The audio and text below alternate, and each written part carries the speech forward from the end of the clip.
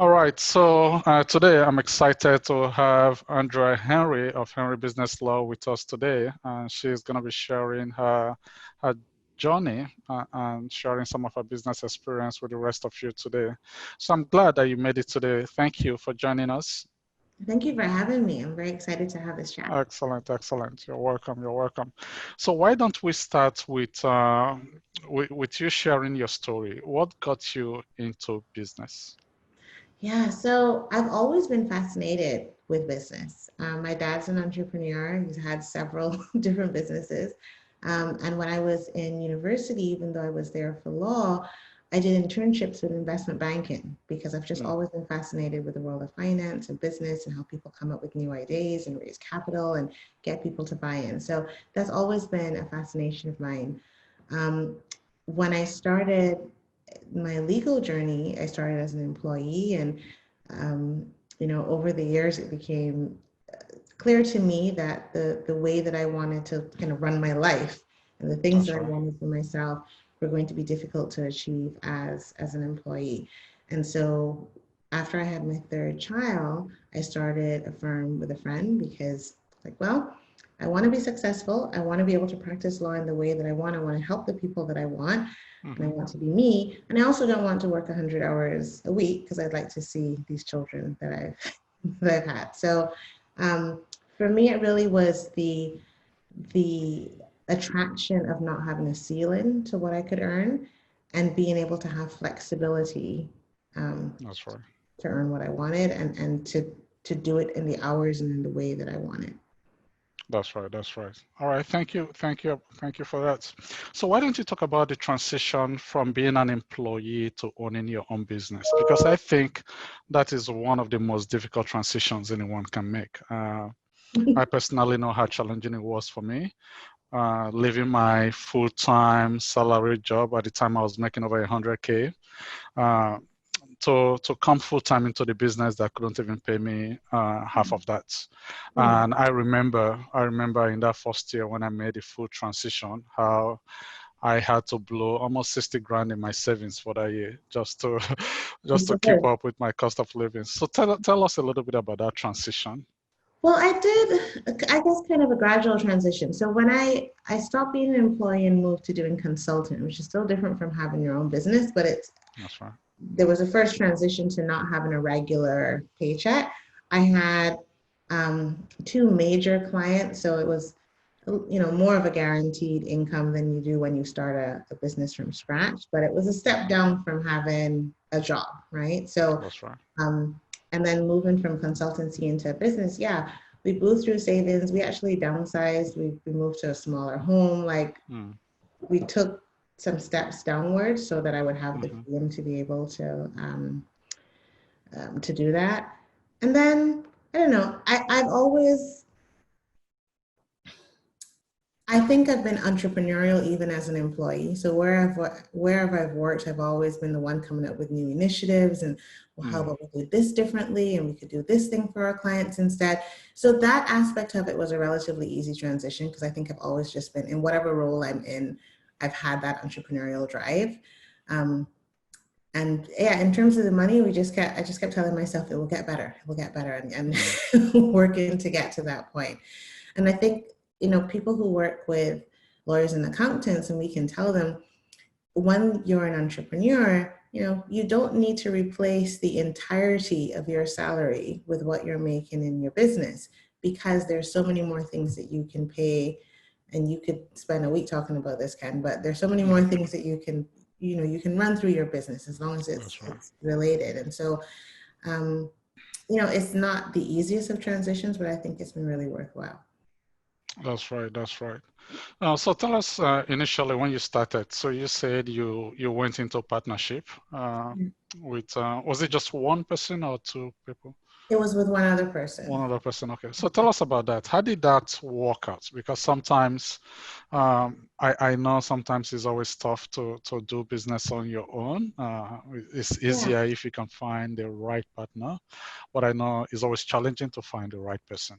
Yeah. So you need to find that person that has some of those skills that you probably don't have, that can complement the skills that you have. And so tell us about that. How did that work out? So partnerships are tricky, but I went into business with someone that I'd known since I was 11. We'd gone to high school together, and we'd met while I was on maternity. When I was taking some time off with my third child, we'd meet every so often at Starbucks and complain about the things that we'd seen in law firms that we would do differently. And about 6 months in, I was like, this is ridiculous. Either we need to do something about it or quit complaining. That's right. So, um, we started and we started a firm called Vox Law and worked together for about 2.5 years, and then realized that we weren't really on the same page in terms of what we wanted out of the business.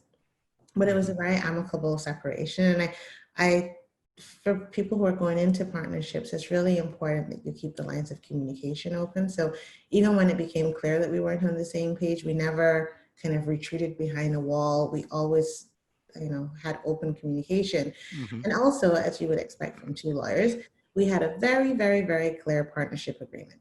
And so very detailed. And so when it was clear that we weren't on the same page, there wasn't any room for argument because everything was there in black and white from Okay. when we had started. So there was no quibbling because everything was there. And in fact, I had dinner with him just a few weeks ago. So we're still great friends, just pursuing law in different ways. Mm-hmm. But yeah, it can make a big difference if you can find the right person. But I think communication, it has to be someone that complements you, but that you have the same vision for the business, you have the same work ethic, and always, always get an agreement. Okay, that's good. That's good.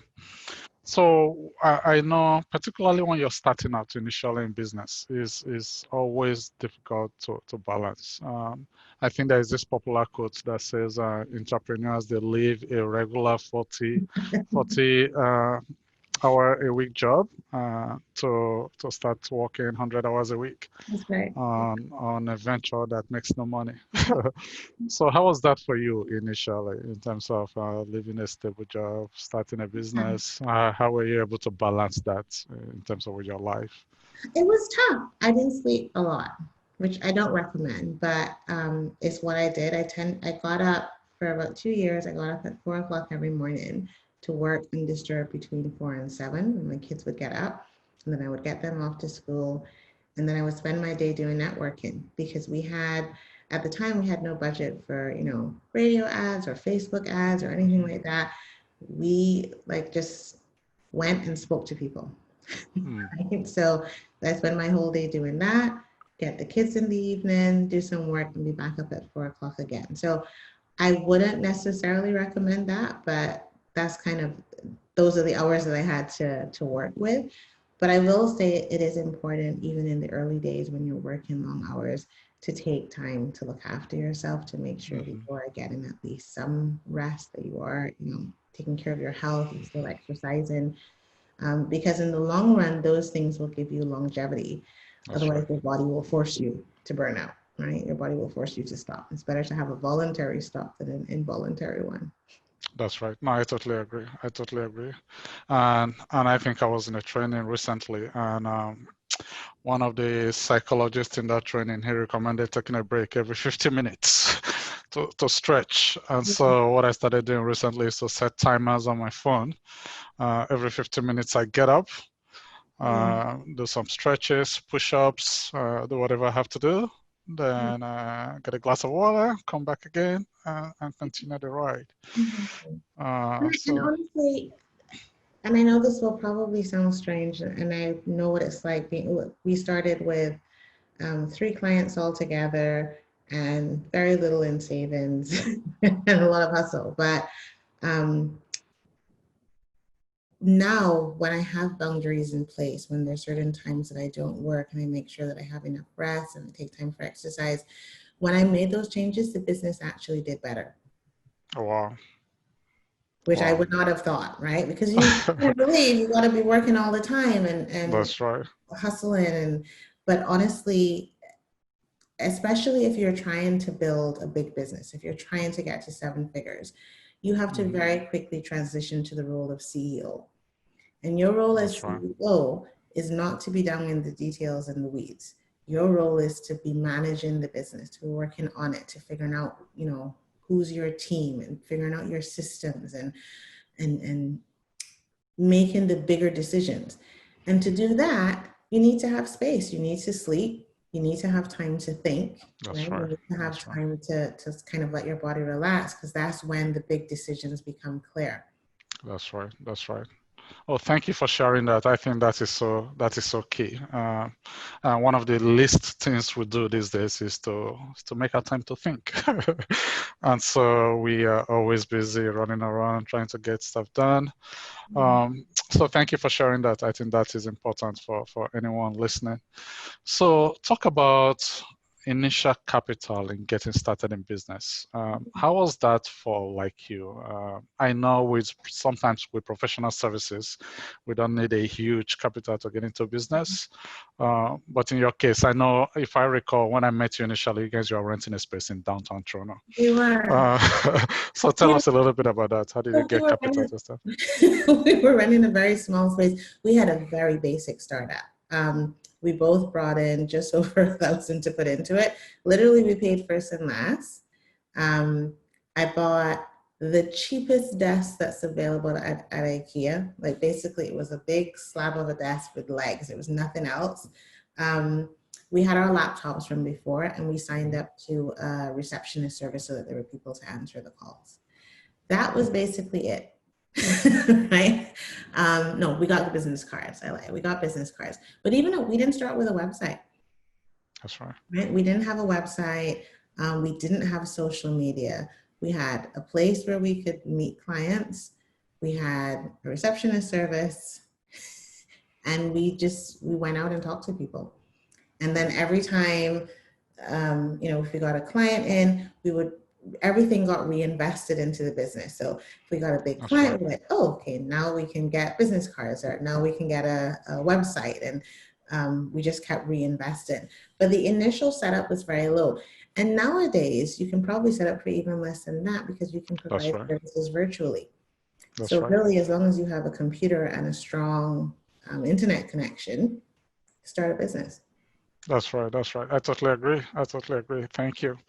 So those are some of the things we're going to be talking about again with our folks tomorrow. I guess tomorrow we'll talk a little bit about financial management today. Just to say, well, these days with technology, you really don't need that much to start a business. And so to your point, focus on the right things, which is, okay, how do you get your customers and spend most of your time doing that. So thank you for sharing that. In terms of setting goals, how was that like for you? Did you have a plan that says, okay, in the second month of our business, we should generate at least $5,000 in revenue? Did you have a target for 6 months for the first year? Share a little bit about that. We did. So we didn't look for, financing when we started, but we had an internal business plan that set out where we wanted to be, where we thought that money was going to come from, and then how we were going to deal with it, right? How much we were going to take out, which was nothing. How much we were going to reinvest back into the business, which is everything. But yeah, we had a plan in terms of where we wanted, and you're starting from scratch. So I think when you're starting from scratch, generally speaking, but certainly when you're starting from scratch, you have to have an aggressive growth plan, right? I think we often think that it will take a really long time to get traction. And I don't think that's necessarily the case. And I think we should challenge ourselves. There's a book that I read called Tools of Titans by Tim Ferriss. Okay, yeah, good book. And in it, there's a quote, I can't remember the name of the person who talks about it, but basically they said, ask yourself, what if you needed to do this in 6 months? So we tell ourselves it will take 5 years, but what decisions would you make? What would you do differently if you needed to achieve this goal in 6 months? It doesn't necessarily mean that you can achieve it in 6 months, but when you put that kind of artificial timeline, you pressure yourself and you challenge yourself to become creative. Because if you tell yourself you have 5 years to do something, it's, I'll get to this, and that's right. You tell yourself, I need to do this in 6 months. You start becoming really clear on what your priorities are. Another good exercise is, what if someone put a gun to my head and I could only work 2 hours a day? What activities would I choose? Hmm. Those are the activities that you probably should be spending. Even if you choose to work 10 hours a day, it probably should be in those activities because you've That's right. identified That's those right. things that are most likely to move your business forward and generate revenue. That's right. That's right. Oh man, thank you. Thank you for sharing that. I think I have that book. I don't recall if I read it, but Tools of Titans. But Very good. I love Tim Ferriss. I listen to his podcast all the time. So much wisdom from him. Yeah. So that is good. I think I like that idea of really, really challenging yourself. And I think that's one of the reasons why sometimes we just settle for mediocre, for average Yeah. instead of stretching ourselves. I know it's been I took my first online course like 2012, I believe. Mm-hmm. And so since 2012, I've always wanted to start some sort of online business. Right. And I never did until, but I mean, I did it in 4 months during COVID. There you go. So so it's just crazy when you start playing Exactly. around and you don't take action. All right, so thank you for sharing that.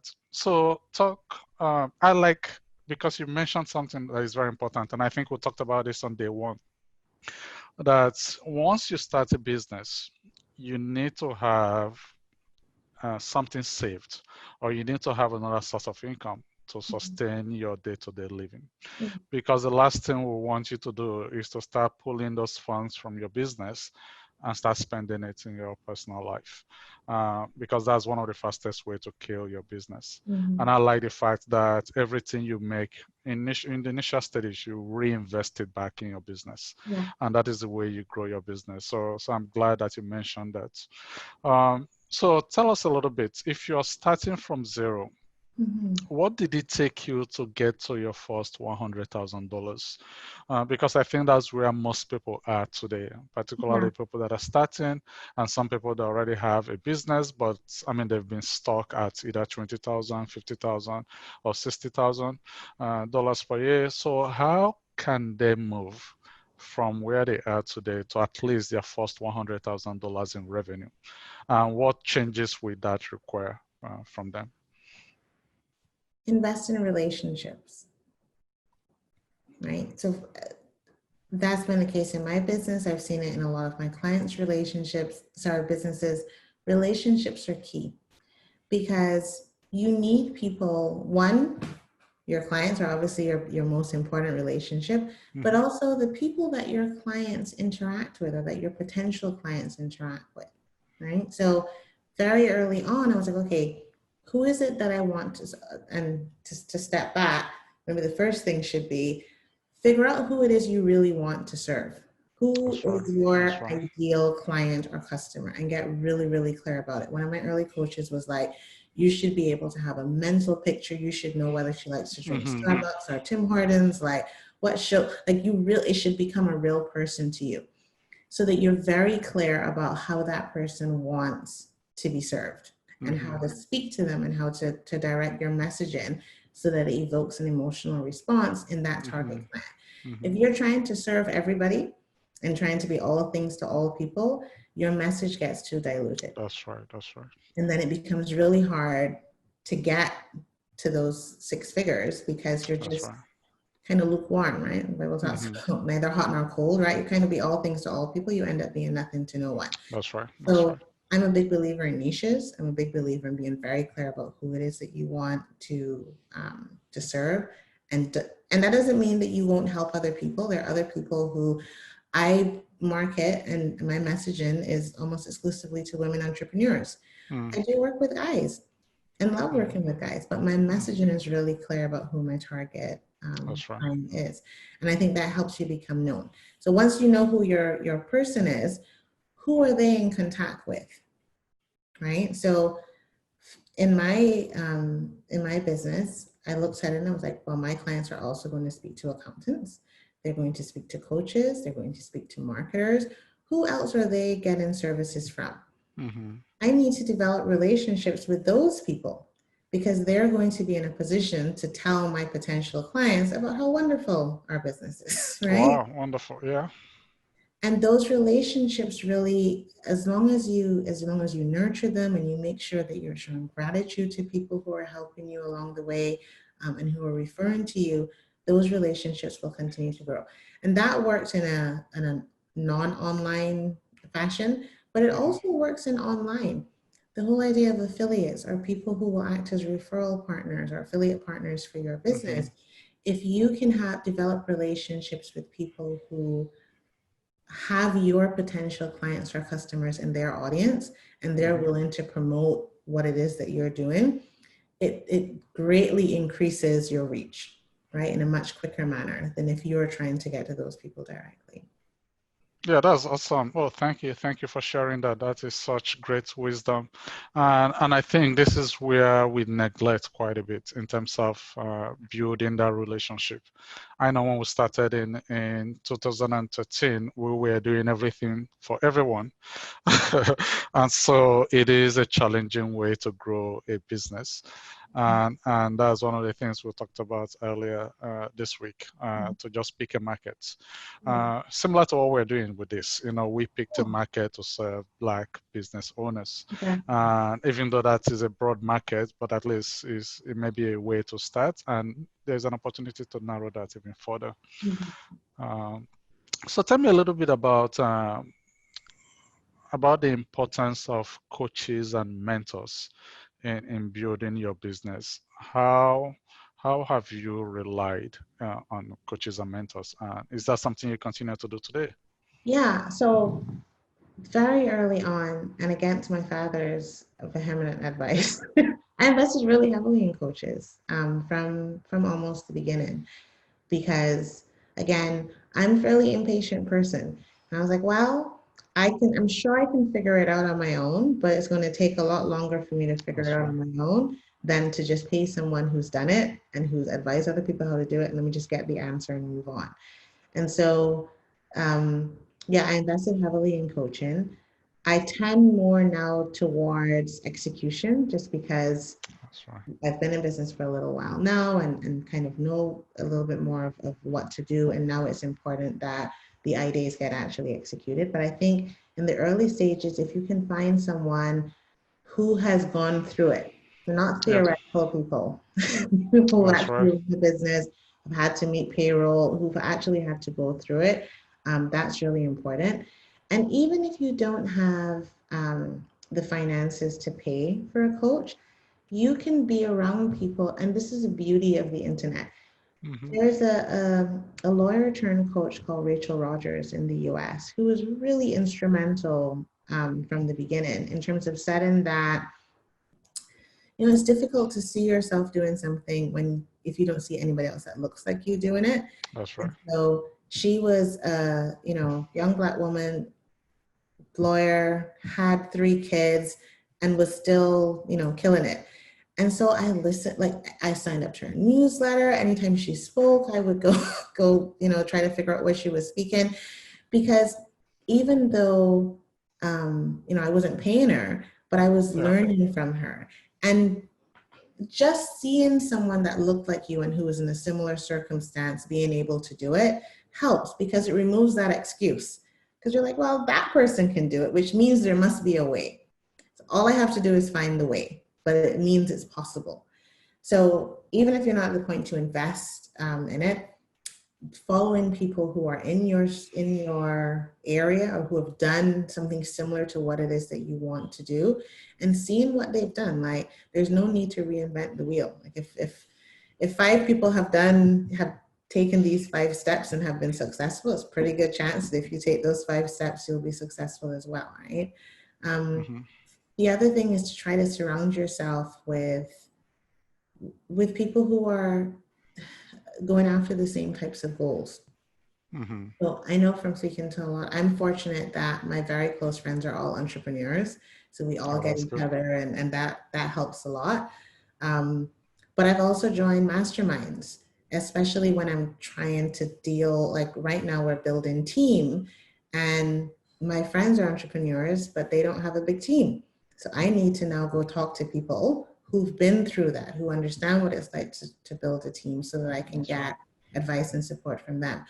So putting yourself in environments with people who are going after the same things or people who are a little bit further ahead than where you are, if you're leaving being in a full-time employee and your circle is entirely made up of full-time employees, That's who are right. you bouncing things off of? And they're not Yeah, going to understand your life, right? Why did that's you leave right. your job and now you're complaining about not having any money? I told you not to leave, right?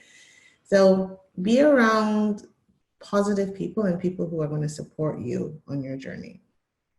That's right. That's right. So that's such a good advice. So thank you for sharing that, and the importance. So I personally did not realize the importance of getting good coaches until recently, and that's one of the reasons why I was actually able to start doing things differently this year. Mhm. Um, It and makes so a that huge is difference, right? that's true. Yeah, I know. That's so important. That's okay. All right. Thank you for sharing that. And so, talk about the importance of family. I know one of the things we shared earlier this week was the fact that I don't remember who I was listening to, but this person had this concept of the right hand and the left hand. Mhm. On the right hand, you have your family. Mhm. And on the left hand, you have your seventh power people. And Mhm. so these are the people that will support you in business, your mentors, your coaches, Mhm. people that understand your personal development journey, your business journey. And so you need those people. And I'm glad you mentioned that you need to surround yourself with people that will advise you, people that will support you, people that will give you ideas on how to resolve issues that will come up in business. Um, because sometimes we go for training, we go for events, we get all this information, then we come back home. Yeah. We have this excitement we want to share with our spouse, with our kids, and they don't get it. Yeah. Um, and the fact that they don't get it does not make them bad people, right? And so you as a business person, you really have to understand Yeah. that you don't necessarily get energy to fuel your business from your family. If you get it, that's fine, but you don't necessarily have to, and you don't look for it there. So that's why you need to build that relationship on the other side, so that as you get energy there, you can now use that energy to support people that are close to you. So I Absolutely. thought that was a cool concept. I like Uh, that. I like that. yeah, and that's one of the ways you avoid breakdowns in relationships and in families. So thank you for sharing that. I thought that was really, really critical. So tell us a little bit about the support you've gotten from your family. How has that been important in your journey, and how does that fit in your business Yeah. in So general? it's been critical, primarily from my parents, but it's been, I would not have been able to build the business that I have and that I'm still building without them. Because as I said, I have three children. I'm a sole support parent. And so I need to both work and look after the kids. And so my parents have been instrumental in helping me manage that. And it was interesting what you were saying in terms of energy and kind of. So my dad was an entrepreneur, so he's the person in the family that I'll go to talk about business related item. My mother was a teacher for almost 35 years, and when I started, she just could not under why on earth would you leave a job to go do this, right? For her, it was, and my dad's businesses had ups and downs. So as far as she was concerned, this is ridiculous. I sent you to school to be a lawyer. Why are you now leaving to try entrepreneurship? But the beautiful thing with family is that they love you and they want you to be happy. And so even though she didn't understand what I was doing, she was supportive. And if I needed, to drop everything because there was a really important potential client who was speaking somewhere and I wanted to go meet them, she would help with the kids. She would make sure that everything was good at home. And the beautiful thing is now seeing when she sees the difference and has seen the growth in the business and in me personally, how happy it makes her. And now she's like the biggest cheerleader of the business. Now that she can see that it can actually make money, she's like, yeah, in retrospect, that was a good idea. That's awesome. That's awesome. And that's the whole idea behind that concept of the right hand and the left hand. Because once they start seeing the results that you're getting, then you begin to see those little shifts Yeah. that they're making. And I think I remember, I know when I started my first business a while ago, I have this idea as I'll take it to my wife. I'll say, oh, this is a great idea. Can we invest it? Can we do this? And all of a sudden she said, you're out of your mind. What are you doing? and so for people that have, and this is one of the things I was bringing. So for people that have ideas, and that was me initially. I had all these ideas coming up, and I'll go each time, and she would crush the idea. And so one of the things I was failing to do was I was actually not taking action to move those ideas into reality, Yeah. right? And so once you just go and start bouncing ideas, thinking of what to do, or you start and you don't finish, then it becomes very disappointing, right? Yeah. Nobody wants to support you. Nobody wants to see Yeah. you. And so my wife was asking me, when will you ever make money? Yeah. Right? And um, so information is good, but I think taking meaningful action and just going to your spouse and communicating and say, okay, this is what I've learned. This is what I've Yeah. done. Yeah. And for them to start seeing the results and seeing the changes in you, that is one of the easiest way Exactly. to To, win to their make a support. difference. And I think it's also important to know that even within your family and with people that you love, you don't have to share everything, That's right. right? Like there's some things you have to, like if it's going to involve family money, then obviously you need to have that That's right. conversation, That's but right. you don't need to share everything because That's it's right. true. As entrepreneurs, we tend to have a lot of ideas and other entrepreneurs understand that. That's right. I know, and you know, that every idea that we come up with is not necessarily going to work or is not even That's right. necessarily something that we're going to pursue, but that's just how our brains work. People who That's are right. not entrepreneurs are like, you've come up with 10 things. Like, what are you doing? Right? So, given having discipline to not share everything with everybody also That's right. can make That's right. life easier. That's right. That's right. I totally agree. I totally agree. Thank you. So for the entrepreneurs that are listening today, so what are the top three tips or advice you have for them, particularly the ones that are very brand new in the business or Mhm. just getting started? What are the top three tips or advice you So I think? mentioned two of them already. So pick a niche, right? Be really Oh, clear as to who your important. ideal client is. Build relationships, and watch your numbers, which I know you'll be happy about. Totally, Watch your totally. numbers, both financial, data. Again, if you're really building a business that's going to be able to scale and it's going to have longevity, you need to start tracking what you're doing from day one. Mm, So one of the things that I did right from the beginning would be like, okay, these are the number of clients that I want. And it's difficult when you're starting because you don't really have a lot of data, right? But you have that's to right. That's right. something. So I literally would be like, okay, these are the number of clients. This is the revenue I want to earn. Each client on average that I bring in gives me X amount. So how many clients do I need? So say it was 5 clients. Okay, how many people do I need to have a consultation with to get 5 clients? And like Hmm. maybe half of the people agree. Like that was, and that depends on the things that That's you're right. trying to tell. But say it's 50%, right? Okay, now I know I need to get 10 people to book a consultation. How many people do I need to meet to get 10 people to book a consultation? So maybe Hmm. that's 30. So now every day, so if that's 30 people, then for every, and it's 20 days, I need to be talking to 2 people a day. I need to meet 2 new people a day. Mm. Where can I go? What can I do? How can I get these people into my circle? And then at the end of the month, I would look to see whether my assumptions match, right? How many people did I actually meet? How many of those people booked consultations? How many of those consultations turned to clients? And how did that turn to revenue? Hmm. And so I was able to follow the data and see, okay, you know, it's the idea for me, I'm an entrepreneur, but I also I like systems and predictability as much as That's right. the Yeah. business. So I wanted to be able to say confidently, if I do X, Y, Z, this is what's going to result in my business. And the only way that you can do that is if you track the data. Same That's thing right. with money, like you have to know where your cash flow is. Are you actually, a lot of us, and I was guilty of this as well, you look at the top line. So this is the money coming in. Woo, things are wonderful.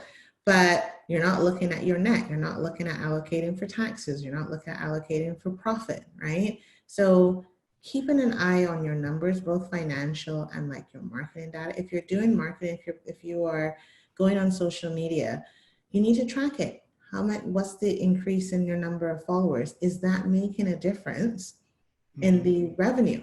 Because if you're spending all of your time on social media and you're getting tons of followers, but it's making no difference in your revenue, maybe you have to try something else. But you'll only know that if you're tracking the data. That's right. That's right. Oh, thank you. Thank you. That is such good wisdom. So if you're starting out in business, you need to focus on a niche, right? So select a niche is one of the easiest way to keep your marketing focused, your messaging clean and focused. Then work on building relationships, right? So that's the second point you mentioned, work on building relationships. Then thirdly, track your data, your numbers. We were cited, we had a call, interview with Jenny of Jenny's Markets. Yes. And she's not young like us. And I was surprised with the wisdom that she has in terms of how she monitors and tracks her numbers. And it's so important, is an important skill for everyone to have.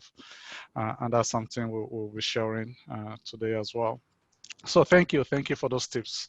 Now, if people want to reach you, what's the best way they can get you? Or maybe you can talk a little bit about what you do for business owners and how they can get a hold of you to get your services. Yeah, so I work exclusively with entrepreneurs. I don't dabble in family or real estate or anything else. All we do is work with entrepreneurs and in three Wonderful. major areas. So business formation, contracts, and intellectual property. I tend to hang out mostly over on IG at Henry Business Law. But basically, if you type in Henry Business Law anywhere, we will come up. But I tend to share tips and strategies and kind of behind the scenes in terms of what clients are doing over on IG. Okay, all right, excellent. And we will look for those links and put them in the notes to this call. All right, thank you so much for your time. I really, really appreciate this. Thank you for sharing your wisdom and your journey with us. And I wish you all the best. And so we'll certainly stay in touch. And for those that are listening, I just had a chat with Andrea earlier, so we're going to figure out a way to get some of our services, at least on the legal side, for you as you begin to set up your business. So Absolutely. thank you again. My pleasure. Thanks for having me. Okay, you're welcome. Okay, take care. Bye. Okay, bye.